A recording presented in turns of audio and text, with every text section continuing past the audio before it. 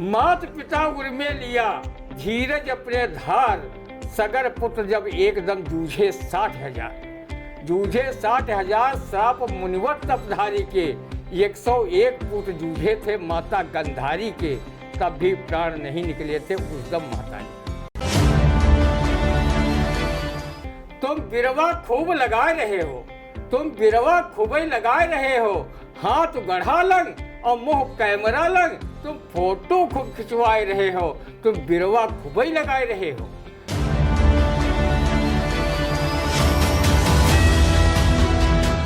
नमस्कार, स्वागत है आप सभी का आई इंडिया के खास कार्यक्रम रंदा में। खबरों पर रंदा चलाने के लिए आई इंडिया के स्टूडियो में मौजूद हैं वरिष्ठ पत्रकार, कवि एवं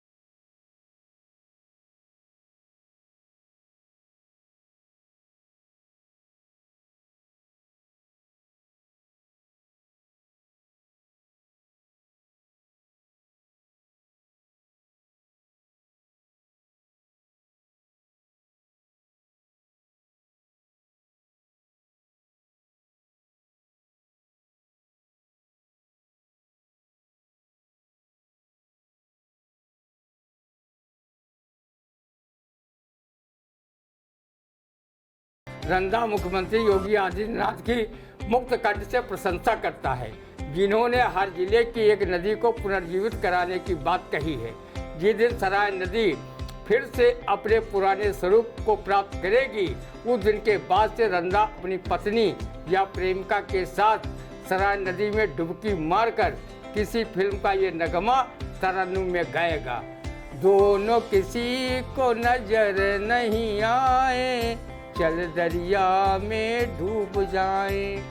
रंदा जब लबालब भरी सराय को देखेगा तब मारे खुशी के ये भजन भी गाएगा। नदी नारे न जायो श्याम पैया पड़ूं, नदी नारे न जायो श्याम पैया पड़ूं, नदी नारे जो जायो श्याम जइबई की हो, बिच धारा न जायो श्याम पैया पड़ूं, नदी नारे न जायो श्याम पैया।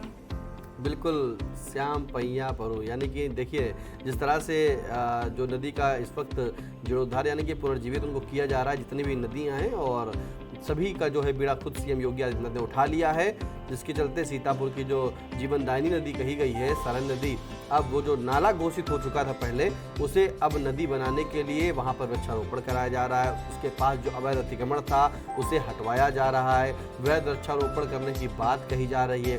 क्या वाकई जो नदी से नाला घोषित हुई है, अब वो नाला से क्या नदी बन पाएगी? फिलहाल रंदा का कहना है कि अगर सराय नदी जो है जब जिस दिन वो देखेगा लबालब भरा हुआ, तो उस दिन वो और रंदा अपनी पत्नी के साथ जाकर डुबकी लगाएगा और भजन करेगा। फिलहाल अगली खबर, जहां जिन लोगों ने अपनी जिंदगी में एक पौधा नहीं लगाया, वह भी दे रहे वृहद वृक्षारोपण का ज्ञान।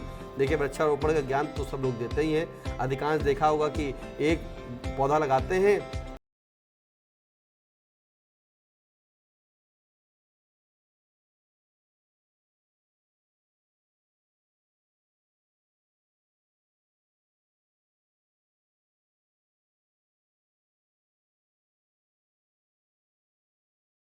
इष्ट मित्रों की बारात का आनंद तो फ्राई करते ही हैं। चलो वृक्षारोपण नहीं करते न सही, वो जन जागरण हेतु वृक्षारोपण की अपील तो कर ही रहे हैं, ये क्या कम है? रंदा जब किसी नेता, अधिकारी व मिस्टर हाईलाइट वाले समाज सेवियों को वृक्षारोपण करते देखता है, तो रंदा को कवि संत पांडे की ये काव्य पंक्तियाँ स्वतः जहन में कुलबुलाने लगती हैं। तुम बिरवा खूब लगा रहे हो, तुम बिरवा खूब लगाए रहे हो, हाथ गढ़ा लंग और मुंह कैमरा लंग, तुम फोटो खूब खिंचवाए रहे हो, तुम बिरवा खूब लगाए रहे हो। वृक्षारोपण के बाद ये लोग लगाए गए पौधों को देखते तक नहीं हैं कि उसे बकरी या भैंसें चर गई हैं या सिंचाई के अभाव में सूख गए हैं। विश्व पर्यावरण दिवस पर पुलिस व वन विभाग के अधिकारी तथा लकड़कट्टे तक वृक्षारोपण के महत्व पर लंबे चौड़े भाषण देते हैं। तब रंदा को लगता है कि अब चोर ही पुलिस का चालान कर रही है। किसी कवि ने कहा भी है कि वन विभाग के अधिकारी भी महाराणा प्रताप के चरण चिन्हों पर जा रहे हैं।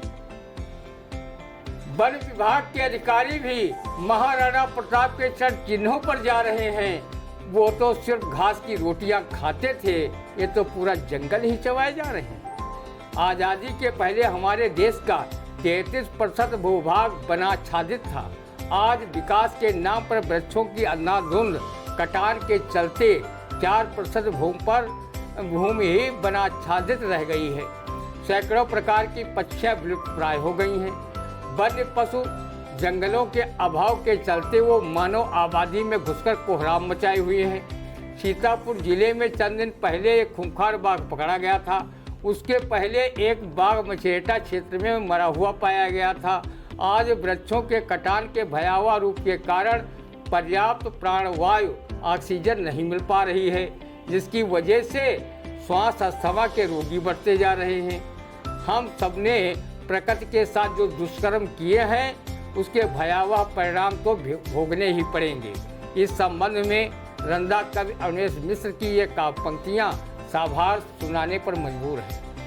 पानी बेच दिया, पानी बेच दिया, जंगल बेच दिए, हवा प्रदूषित कर दी, धरती खेती योग्य नहीं रखी, आकाश में विष भर दिया। किसी दूसरे ने नहीं किया, हमने किया, हमारे स्वार्थ ने किया। जो भी किया लोभ लालच में विनाश कर लिया। सच में हमने हथेली पर सरसों उगाई, करते रहे रेपसीड और पाम ऑयल की सप्लाई। प्रत्येक वस्तु में मिलावट आज भी कर रहे हैं। प्राण कोई दूसरा नहीं, हमारे कुकर्म ही हर रहे हैं। यही दुष्कर्म सिर चढ़कर सवार है। ऐसी विसंगत में बड़े से बड़ा अहंकार लाचार है। क्षित जल पावक गगन समीर से निर्मित आत्मा और शरीर, ये समझ जब वापस आ जाएगी तो संक्रमण की प्रत्येक विद्रूपता आज की तरह अट्ठाहस नहीं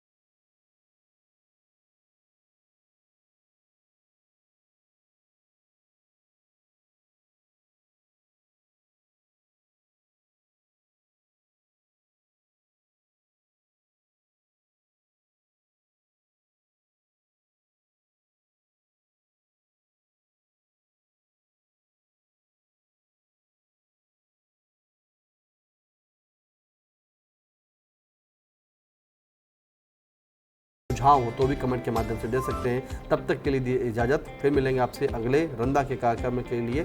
तब तक के लिए नमस्कार।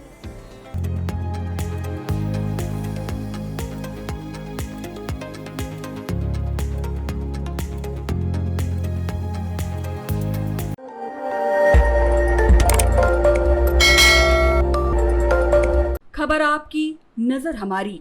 देखते रहिए आई इंडिया।